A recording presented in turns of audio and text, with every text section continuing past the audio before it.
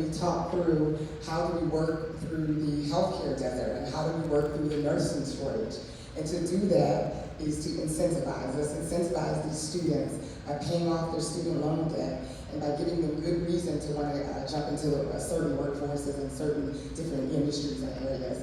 So if we can just incentivize the industry, if we can put money in these students' pockets and these folks that are looking to go in certain industries, we put money in their pockets and reason for them to jump in those industries, then it will pay back and it will be a return, especially in our communities. We do that for Black students, we do that for Black believers and Black dreamers. It's going to come back and be the next Black nurse, the next Black doctor, and the next Black person in that industry. So incentives are always working in our community, and we need to continue that.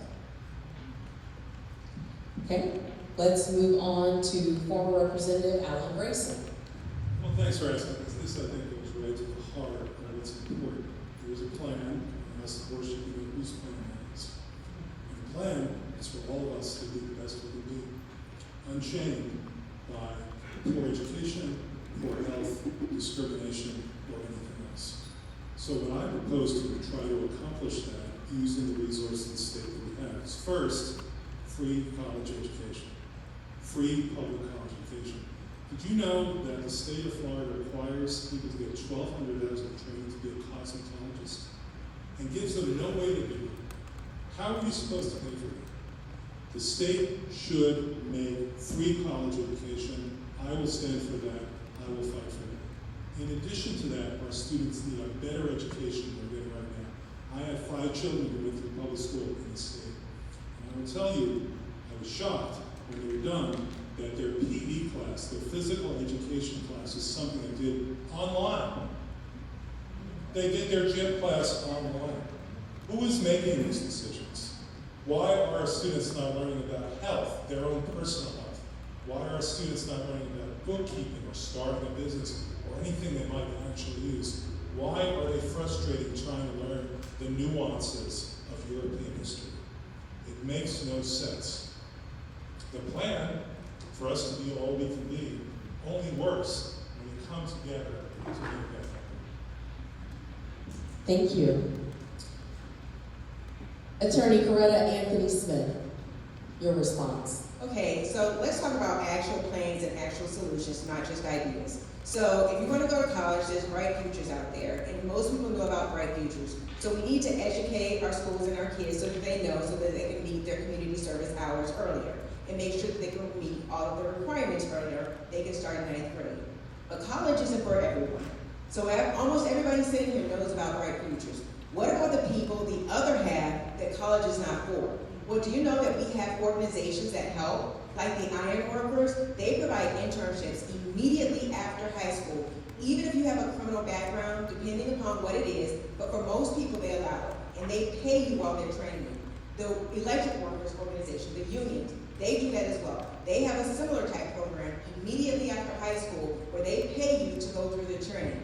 And Disney even has a similar type of program where they teach you about hotel management, culinary skills, things like that, where you have the opportunity to immediately make money after high school.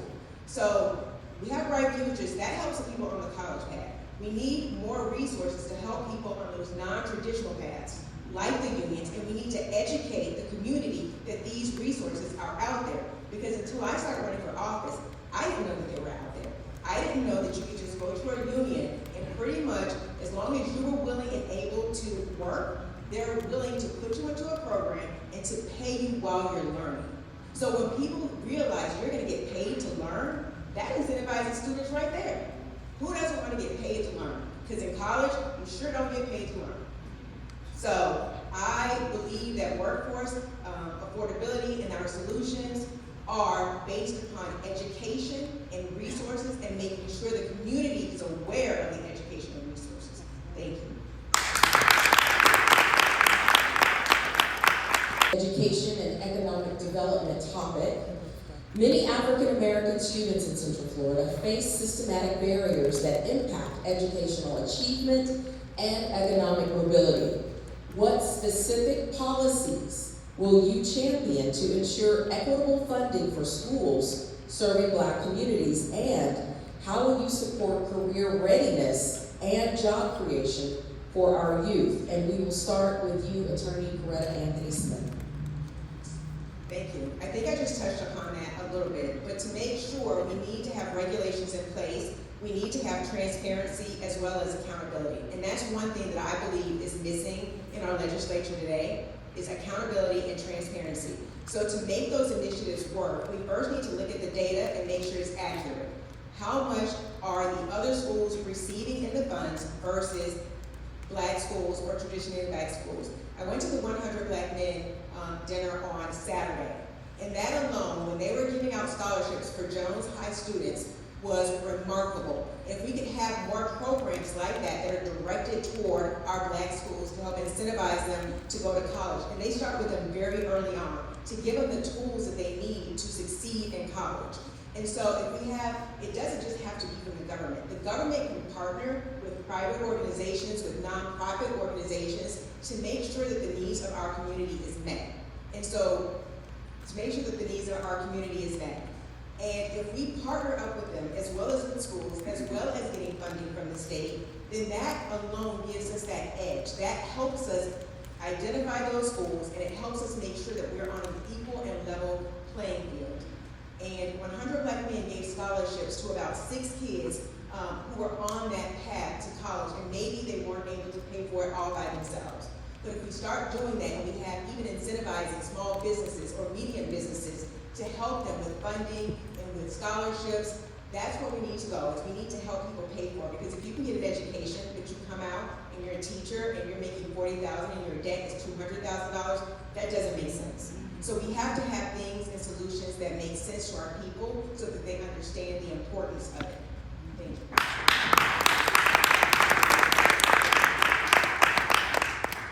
Thank you. Representative Davis, please share your thoughts. Thank you so much. First of all, we need to fully fund public education, full stop, as the Constitution of Florida tells us that we should do. It's disappointing that we have public school teachers that have second and third jobs. The Constitution says that public and free education should be fully funded. So that's where we need to start with our focus. We also need to ensure that our teachers are paid appropriately. I've been endorsed by the Classroom Teachers Association. I'm really thankful for that endorsement. So many teachers in the House that are part of that organization, I'm grateful for that. So, and then outside of what we need to do with the classroom, we need to stop these attacks on trying to privatize our public education, because there's an attack on that as well.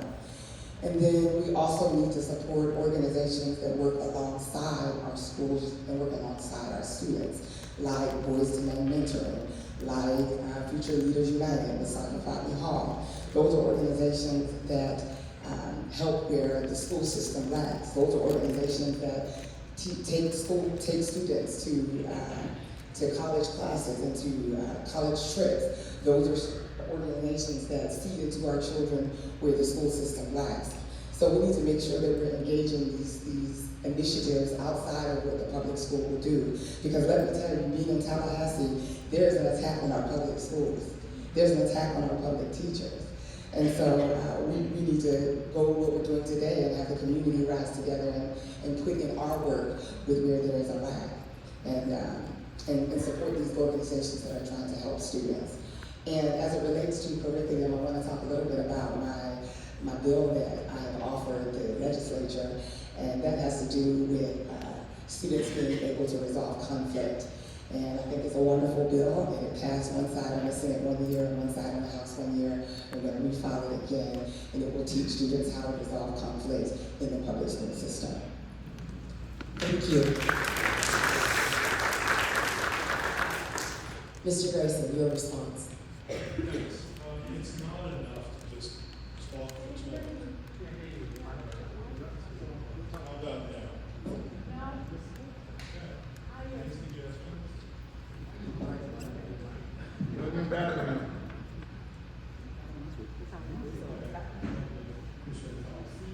How about now? If you can't hear me, raise your hand. Okay, good. It's not enough to talk the talk, you have to walk the walk. That's my point. And I walk the walk. The only earmark in the history of Central Florida that went to workforce training was my earmark from almost $1 million to the IBEW which I'd like the Republicans to approve, by the way. My earmark to the IBEW to train electricians. So who else has done that? Anybody else? I don't think so, not that I know of. So I came through for people. I didn't just talk about things, I came through for them. Now, you may recall that there were 7 schools that were about to close here in Orlando. I found the funding to keep them open. In fact, I raised education funding in Orange County by $100 million. $100 million. Alan Grayson saved our schools. Alan Grayson saved our schools. I didn't want 8-year-olds to have to walk another 3 miles to get to school in the morning. I didn't want my 5 children to have to do that either. So, the question is not who's got these grand ideas, but who has delivered for this community? Who has kept our schools open? Who has gotten new schoolhouses built? My own children started in trailers when they were in public school. They ended in a brick schoolhouse. Alan Grayson built our schools. That's what needs to be done for all of us again. Thank you. Switching gears here, moving on to healthcare. Access to quality, affordable healthcare and safe healthcare remains a challenge in historically Black neighborhoods. How will you work to expand access to affordable healthcare in communities that have been traditionally underfunded? And underserved. Could y'all hear me? Oh, there we go. And underserved. We will start with Mr. Grayson. Thank you. I think it was somebody here in this room who said the Republican healthcare plan is don't get sick. And if you do get sick, die quickly. That is what the Republicans have in store for us. If you've been watching for the past 5 months or so, you know that's the truth. So the question is, what are we going to do about it? My answer is that healthcare is a human right. And the worst thing that Rick Scott did when he was governor was to zero out the healthcare budget and close all of our community clinics. But it doesn't have to be that way because there is federal funding for community clinics if somebody bothers to go and get it. And it doesn't have to be a congressman who does that. We got an extra $100 million to the district in my first year as a member of Congress by getting the competitive grants. And a lot of the healthcare money is locked up in competitive grants. Somebody puts in an application to Fort Lauderdale, it goes to Fort Lauderdale. Somebody puts in an application in Seattle, it goes to Seattle. Nobody is working hard to get that money for us. Nobody's working hard at all, frankly. I'm referring to both Democrats and Republicans. We have a complete failure of the political class, and it's showing up in our health. It's showing up in how long we live. The minority community lives about 8 years less than the white community. How is that even plausible? How is that okay? It's not. It's not okay. Somebody needs to do something about this. That somebody is me because I already did something about it. All right. Thank you. Attorney Anthony Smith, your response. I know that the idea of Medicaid for all has been floated around a lot and has been talked about a lot. But I want to talk about something that really has a chance of passing. So right now with our current legislature with the majority Republican, I'm going to be honest, I do not see that passing. So if we were to talk about it, it would really be talk, but no action. But what we can do is we can incentivize businesses to offer health services or health insurance to their employees. I'm a small business owner. I have 15 employees, and I make sure that my employees have access to health insurance. Furthermore, we can always rely on facilities like the Orange Blossom Family Health Center, which is run by Commissioner Bakari Burns. They offer free healthcare services, and I believe that we need more issues and we need more facilities like that. We held a health fair with Commissioner Burns in 2023 to advise our public about that. Also, every year, my law firm, we hold a health fair with the Center for Multicultural wellness, and prevention to make sure that our community understands the services and where they can attain those services. So we need to educate as well as pour resources into having those types of services available, making more clinics like that offer free or reduced healthcare services. Because Medicaid for all, probably right now in Florida, is not going to pass, and there's really no point in talking about it if it's not going to pass. But what we can do is we can open additional facilities like the Orange Blossom Family Health Center, programs like the Center for Multicultural Wellness and Prevention, and we can educate and we can offer resources in that form. Thank you. Thank you. Representative Davis. So I respectfully disagree that we shouldn't talk about Medicaid expansion because we're leaving billions of dollars on the table. And while I know that in this Republican-led legislature, that is not something that they want to do, but I think it is our responsibility to still hold them accountable that the Affordable Care Act did pass, and there is money that should be able to go to Floridians that we're leaving on the table. So every time I have the opportunity on the House floor to remind my colleagues that we're leaving money on the table and we're helping people that are sick get sicker, I remind them of that because I think that's important. I also, community health centers will tell you, and also Orange Blossom Health will tell you, and all of those local community health centers will tell you that I've advocated fiercely for funding. And the reason why they got the funding that they did is because a lot of our Democratic parties advocated fiercely so that those health centers could continue to be fully funded. And as a legislator, I also have the opportunity to make community partnerships, not partnered with Advent Health as it relates to organ donation. So if you go to renew your tag or renew your license, you will see information about organ donation as it relates to our community. Because you do realize that African Americans are the ones that utilize organ donations, but we don't give organs, that part. So raising awareness and connecting with hospitals and health industry like Advent Health as it relates to organ donating is extremely important, and I help raise awareness on that. So those are some of the few things that we can do in the healthcare industry. Thank you. Staying with healthcare and mental health. What will you do to increase funding for mental health services, specifically tailored to the cultural and trauma-informed needs of the Black community? And we'll start with you, Representative Davis. Thank you. So the job of a legislator is to pass bills, to pass a balanced budget. It's the one thing that we have not done in the legislature right now, and that's why we're in extended session. But also, we have the opportunity of getting appropriations. We pass bills, we pass a budget, and we get appropriations. So every year, my office holds an appropriation workshop. And I sit down with community leaders, community stakeholders, and those that feel that they could benefit from some state funding. And we talk through how I can advocate for state funding. Last year, we got about $6 million in the budget for different organizations. As it relates to mental health, my office is always open to run an appropriation. We've done so in the past. Right now, I have money in the budget as it relates to mental health. I have filed my bill, as I mentioned, in terms of conflict resolution, and with that conflict resolution, it gives one-on-one support to young people as it relates to counselors and how to deal with their anger and how to deal with their mental health so that they know how to de-escalate. They know what it looks like to be depressed and to have anxiety and how to deal with that and how to reprogram themselves. So that work is already being done.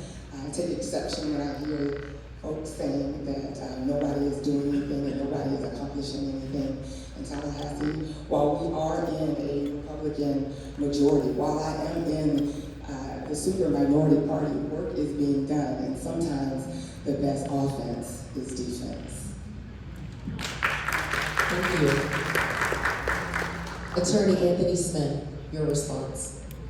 I think that we need to have more resources available for mental health. Clearly, it's an issue. We see it with a higher suicide rate, especially with our young And I think we can start that off with the high schools by providing more resources to our schools about mental health, the issues, where they can receive treatment from. I know in some colleges they offer free treatment. We can also partner with mental health therapists in order for them to provide services and incentivize. I think that the state should be incentivizing mental health therapists to provide reduced to provide services at either a reduced or free rate if the legislature is willing to take on those costs. So I think that we need to actually have our legislator advocate and make those funds available. Not just put them in their budget, but make sure that they're actually spent and they're going where they're supposed to go, which is educating them about mental health and where they can receive the resources. Because the suicide rate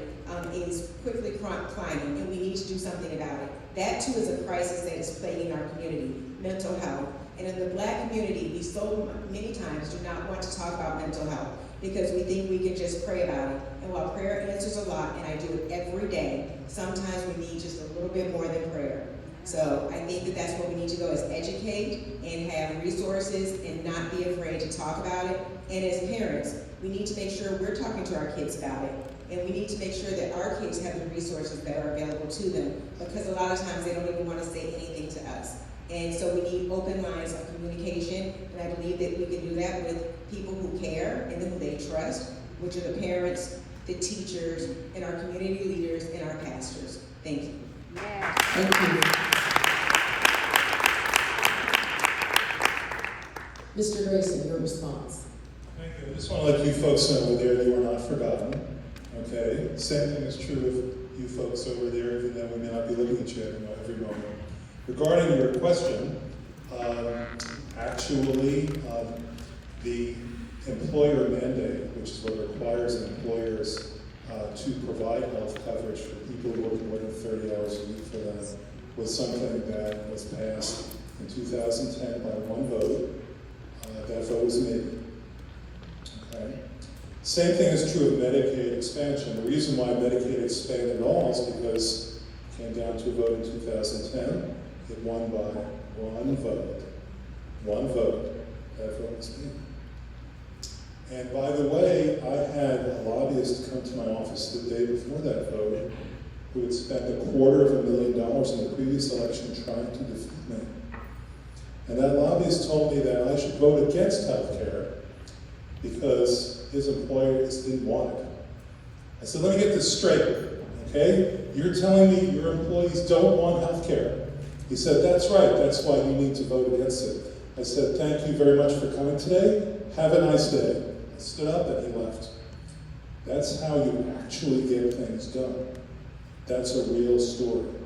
Now, regarding mental health, on my last day in Congress, 5 months after I was defeated, on my last day in Congress, I passed a law to give every veteran, everyone leaving the services as they're leaving the services, a checkup from the neck up and give them full coverage of anything that got found.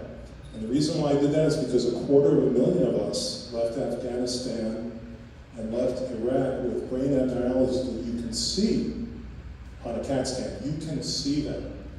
And similarly, we passed a law that year to provide mental health coverage for the first time on the Medicare and Medicaid. Again, that was done by a Republican who had a problem with his family. That's how you build bridges. Mr. Grayson, thank you so much for your response.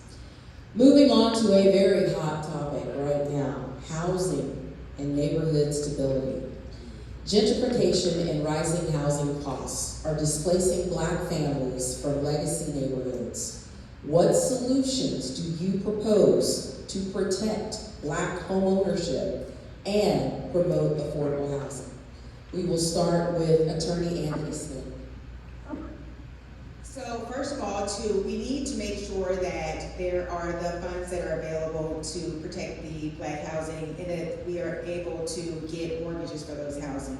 So I was talking to a realtor and she was saying that 17% of Black people are denied mortgages versus the 11% compared to whites. And so we need to start with, again, accountability. Because if we don't have laws in place that address this, then we cannot afford to keep our homes. And if we can't afford to pay the insurance on it, we cannot afford to keep our homes. So we have to have real solutions in place to help keep our homes where they need to be. And so I was talking to a couple of other people who were in District 5 and District 6 a few months ago, a few weeks ago, about actually how to accomplish that. And they were talking about land trusts. And so I know that's something that the community has set forth, but guess what? I mean, not the community, that the local legislators have set forth, but the community was not in favor of it. They're saying that we need to come up with something else. That land trusts aren't really beneficial because they don't get to own the land, just the housing. And so although that may be something that you can go into and you can get immediate a house, but if you don't actually own the land, what do you really have? And so I think that we need to come up with different solutions and sit down and talk to the people in the community and find out how to best serve them instead of just putting out what we want them to have. And we need to be open to ideas from their community leaders about how to best effectuate that. And so that's how we do that, is sitting down and starting with those actual community residents instead of invoking on them what our will is and seeing how we can best help serve them. Thank you. Thank you.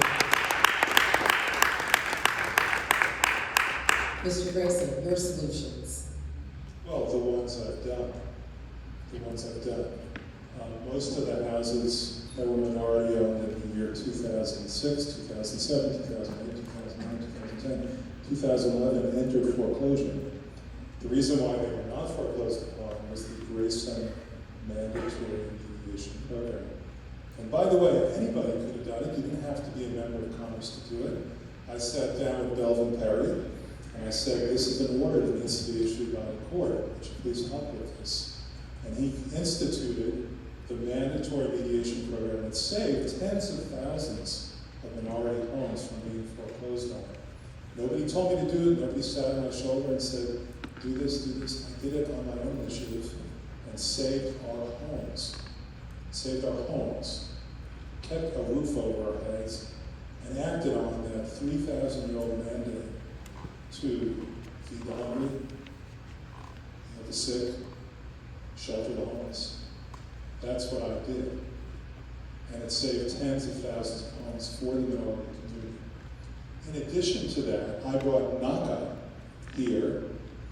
NACA offers two minorities 0% mortgages. You pay no interest. Now, I want to make it clear that I work with Corn Brown on that. I'm going to give credit where credit is due. Yes, that's good. She was a good congressman. I worked with Corn Brown on that. So it wasn't the Grayson solo, but we brought people here who were actually offering to this community 0% mortgages and also zero down payment mortgages. The reason why I did that is because you actually talk to people and you find out that most of the time they can't buy a house because they don't have the down payment. So we limited that problem. Tried to get it instituted nationwide, couldn't quite pull it off. I'll try to do better next time. Thank you. Representative Davis. You know, some of the responses to these concerns are not necessarily legislative. I had Habitat for Humanity call me and tell me that they had 2 or 3 houses in the Paranoid area that they couldn't find a buyer for. And I was surprised to hear that. And it was because of some of the hurdles. It was because of, from what they're telling me, credit score and some other issues. And so I've pledged to them that they could partner with my office and we can talk through what is needed to get a buyer. Because all I'm hearing from the community is that there is a dearth of affordable housing. And if I have Habitat for Humanity telling me that there's an opportunity and they can't find a buyer, it sounds like community leaders and community organizations in the community to sit down and figure out how can we get bodies in these houses. And that's not necessarily legislative, that's community. But from a legislative perspective, know that we have passed the Live Local Act. We passed it 2 years ago. It was a good start, but it's not enough. More resources are needed. A lot of the things that we put in the Live Local Act, some of that money went away almost immediately. So in this next budget that we haven't passed yet, hopefully I'll be in Tallahassee next week and we can pass this next budget. We're going to put about $600 million in the Live Local Act. and figure out some of these issues as it relates to incentivizing developers. Because I think that is important. We need to incentivize developers. We also need help with homeowners, down payment assistance. And also need more money in SHIP and more money in sale. And right now that is tentatively in the budget, and hopefully it will stay in the budget, and that will help with the affordability and homeowners issue. Thank you. Just a couple more moderator questions and then we'll get to the audience's questions. Transparency, accountability, and genuine community engagement are vital for trust in government. How will you ensure your constituents, particularly historically underserved communities, are informed, engaged, and represented in your decision making? We will start with Representative Davis. I'll take that. Thank you. So first of all, my office is always open after legislative session. I sit down and have town hall meetings. We had one before legislative session, and we will always have one afterwards. I think a number of people that run for office, they run on accessibility. You may want to ask them, have we seen you? Are you around? Are you present? All of the bad bills that happened last legislative session, I talked through what was happening with property taxes. Matter of fact, I know that there is sponsorship of this event with the Panhellenic Council. I sat down with the Deltas. I'm not a Delta, I'm AKA, but I sat down with the Deltas and held a town hall with them to talk through all of the issues and concerns and all of the and all of the concerns of what happened in Tallahassee. So accessibility is really, really important. And also, you may want to ask yourself, do you see your legislator, or do you see any of these candidates just when it's time to run, or have you seen them prior to? Are they just showing up at your churches, or are they just showing up because they want your vote, or are they around? I mean, because I can tell you I keep regular office hours. I can tell you that if I'm not in Tallahassee, I'm present. I can tell you that when you ask me to come to the forum, when you ask me to speak, and you ask me to give an update, I'm there. I can tell you that in Tallahassee, every single constituent that tried to meet with me, I did. I can tell you that constituents have pulled me off of the House floor to meet with me, and I have. That's what I can tell you that I've done as a legislator, I've done as a representative, and I'm prepared to do as a senator. Thank you. Mr. Grayson, your response. Thanks. We've heard in the news lately about problems that some people, particularly Republicans, are having with town hall meetings. I want to point out that I was one of the few members of Congress when I was in Congress who's actually doing town hall meetings. And what I would do to basically keep it on the level and calm people down is I brought my kids. And it's amazing how some people will misbehave in front of adults, but they're unwilling to do that in front of children. Now, it's not to say that it was foolproof. There was one time when a national radio host said, Alan Grayson's having a town hall meeting tonight, go and bust it up. And we had people driving all the way from Pensacola to try to bust up our town hall meeting, but we would not let that stop us. We met with the community, even though the people who we left outside, who were not Orlando residents, they circled it, and started to chant something really foul.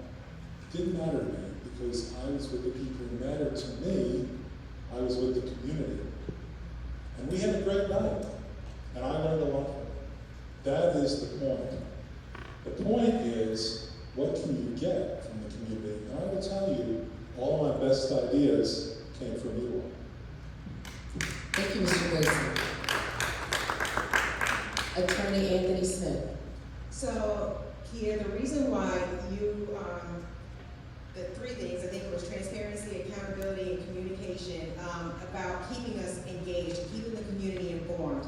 And that's one of the reasons I'm running, is because I didn't feel like that was happening in Tallahassee. And let me tell you why. This insurance crisis didn't happen overnight. There was a House bill passed in 2023, yes, 2023, House Bill 837 passed, and it rolled back a lot of the protections that existed in the laws before that. But let me ask you this, do y'all know that happened? No. Were there any town halls held? No. Did any of your legislators come back and tell you, hey, listen guys, your insurance is about to go up. Insurance companies won't be held accountable. No, nobody did that. And in the age that we live in right now, that's very easy to do. You don't have to have a town hall meeting in person. You don't have to bring your kids. You can do it right here on Facebook. You put everything else on Facebook and Instagram that you want the community to know. You put on Facebook and Instagram that we're about to go through an insurance crisis and you won't have coverage. So you're gonna pay premiums, but you won't have any, you're gonna pay premiums, but there will be no coverage. So when you go knocking on an insurance company's door, they don't have to answer. And guess what happened? In 2023, our legislatures let it happen, and then they didn't tell us. So I don't hold it against them, because it was a super majority Republican that passed it. But I do hold it against them for not letting us know, for not keeping us informed, so that we were not prepared for this crisis when it occurred. And that's why we're here today, and that's why I'm running. I've done 3 interviews in Hillsborough about this, as well as a town hall on June 17th about the insurance crisis and about what we can do moving forward to make sure the community is kept abreast of all of these laws as they're happening, not after it occurs. Thank you. Thank you.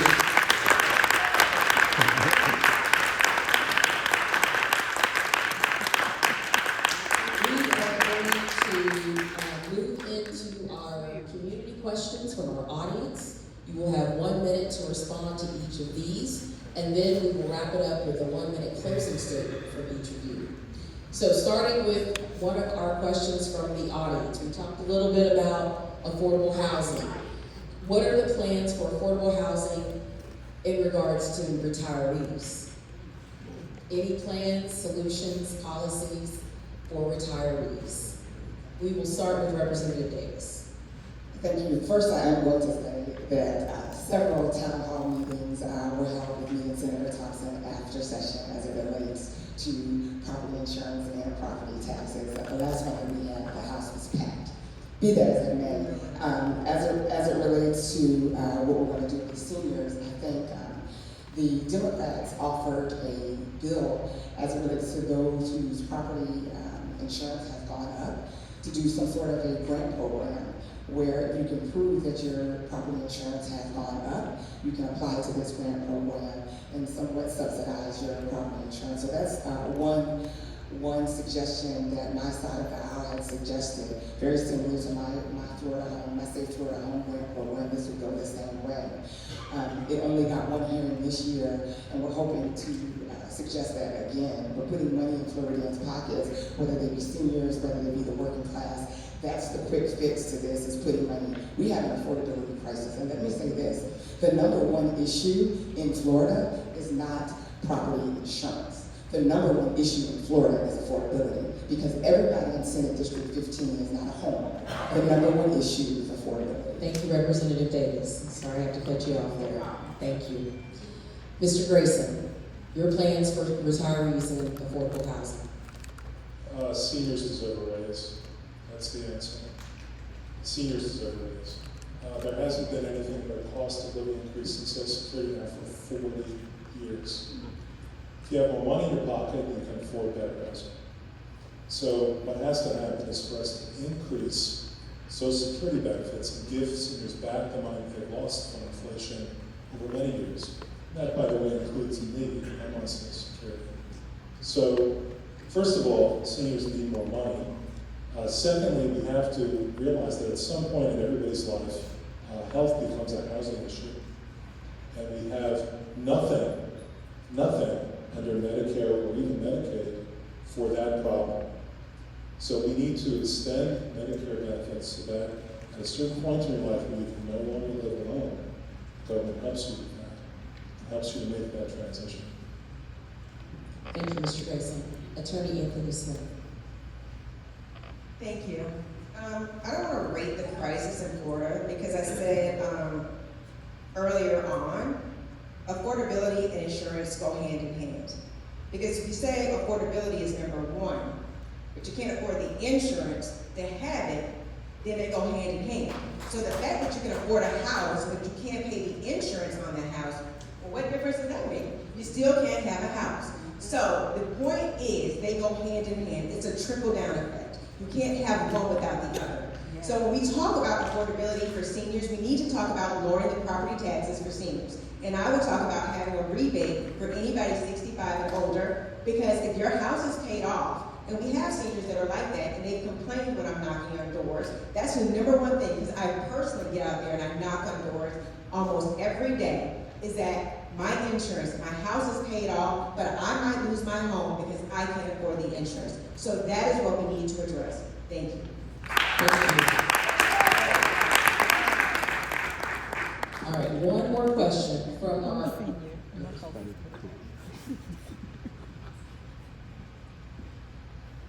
Okay, one more question from our audience, and then we will move on to the House candidates. What can voters in this district expect from you? We will start with Mr. Grayson. More. More. You get more. That's what you get. Okay? More, better public services. More money in your pocket after you've paid your taxes. More. And the political class is not delivering for you. Not delivering for you, all of you. The political class is failing you. So what you get when you vote for Alan Grayson is you get more. Thank you. Attorney Anthony Smith. What you're gonna get from me is what I've been preaching all along, is what I expect from everybody else, and that's transparency.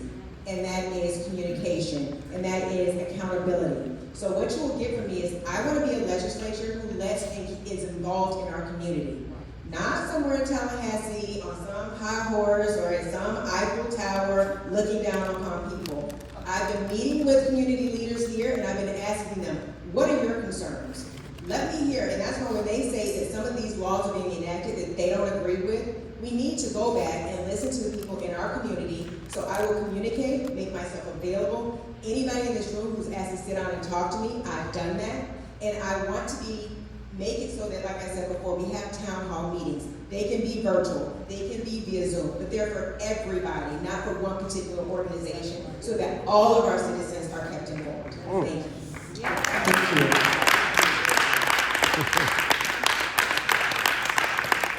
Representative Davis, what can voters expect from you? Well, the first thing you can expect is integrity. And if you look in your mailboxes, some of the candidates haven't shown that. But what you can expect from me is integrity. Also, let me tell you, not just promises, but let me give you some proof. I just passed Bill, H.Bill 1405.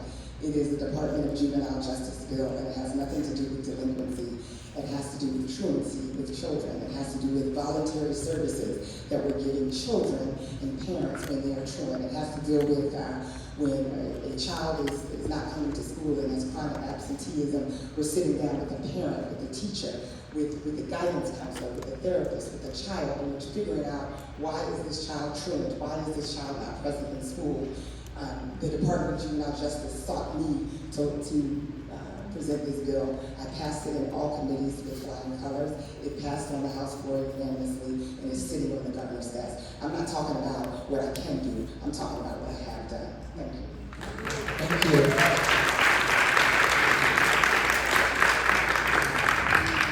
you. We will wrap up this portion of the forum this evening with 1 minute closing statements from each of you, starting with Mr. Grayson. I'm going to try to make sure that this is what really matters here, which is you, not me. Okay, so I made a point.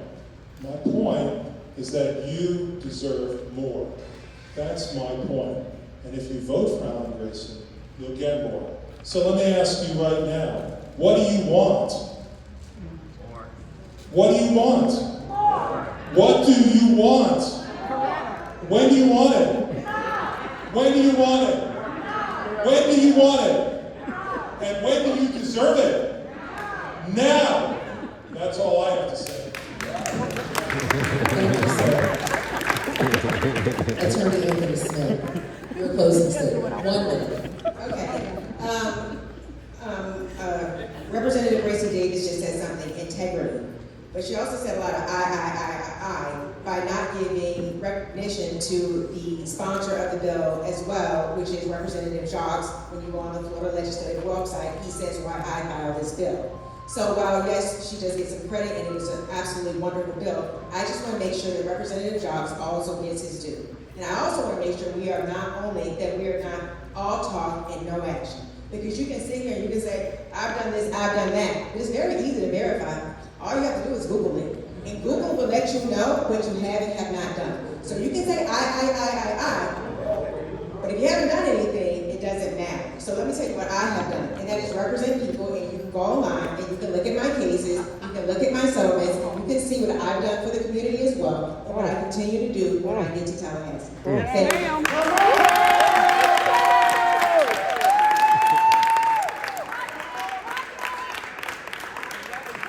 Representative Davis, what can voters in this district?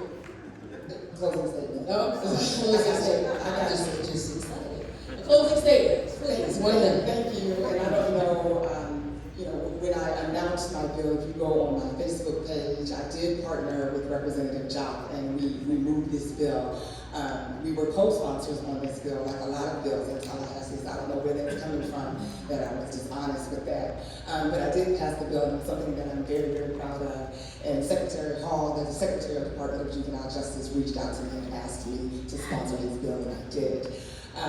But I'm thankful for this opportunity. I'm thankful for the endorsement of Senator Thompson's family. I'm thankful for her legacy. Another bill that my office was able to sponsor, because we do recognize that legislating is a team sport. There are 120 legislators and there are 40 senators. One of the bills that I'm really proud of that I was able to amend is the bill that renames South Street in front of the Roosevelt Museum, Senator Geraldine Thompson Way. Something I'm very, very proud of.